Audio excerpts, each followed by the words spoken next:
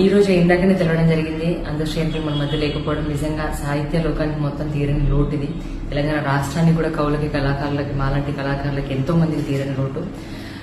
నిజంగా ఎంతో అనుబంధం ఉంది. తెలంగాణ ఉద్యమం నుంచి మొదలు పెడితే ఇప్పటి వరకు రీసెంట్ గా 10 రోజుల క్రితం కూడా నేను కలవడం జరిగింది. సడన్ గా ఇప్పుడు ఆ మనిషి లేడు అని తెలిస్తే నిజంగా చాలా బాధాకరంగా ఉంది.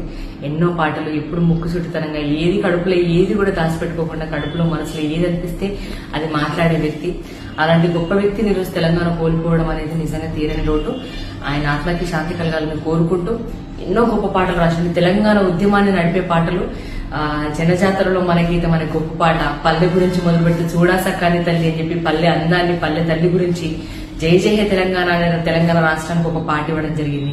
అలాగే మాయమైపోతున్నాం, ఎన్ని జనరేషన్స్ వచ్చినా కూడా మనిషి తత్వాన్ని గుర్తు చేసుకుంటూ రాసిన పాట, ఇట్లాంటి అనేక పాటలు ఉన్నాయి. సో అంత గొప్ప వ్యక్తిని తెలంగాణ రాష్ట్రం కోల్పోవడం అనేది నిజంగా తీరని లోటు. ఈ రోజు ఇందాకనే తెలవడం జరిగింది. అందశ్రేణులు మన మధ్య లేకపోవడం నిజంగా సాహిత్య లోకానికి మొత్తం తీరని లోటు ఇది. తెలంగాణ రాష్ట్రానికి కూడా కవులకి, కళాకారులకి, మాలాంటి కళాకారులకి ఎంతో మందికి తీరని లోటు. నిజంగా ఎంతో అనుబంధం ఉంది. తెలంగాణ ఉద్యమం నుంచి మొదలు పెడితే ఇప్పటి వరకు రీసెంట్ గా 10 రోజుల క్రితం కూడా నేను కలవడం జరిగింది. సడన్ గా ఇప్పుడు ఆ మనిషి లేడు అని తెలిస్తే నిజంగా చాలా బాధాకరంగా ఉంది. ఎన్నో పాటలు ఎప్పుడు ముక్కుసూటితనంగా ఏది కడుపులో ఏది కూడా దాచిపెట్టుకోకుండా కడుపులో మనసులో ఏది అనిపిస్తే అది మాట్లాడే వ్యక్తి. అలాంటి గొప్ప వ్యక్తిని ఈరోజు తెలంగాణ కోల్పోవడం అనేది నిజంగా తీరని లోటు.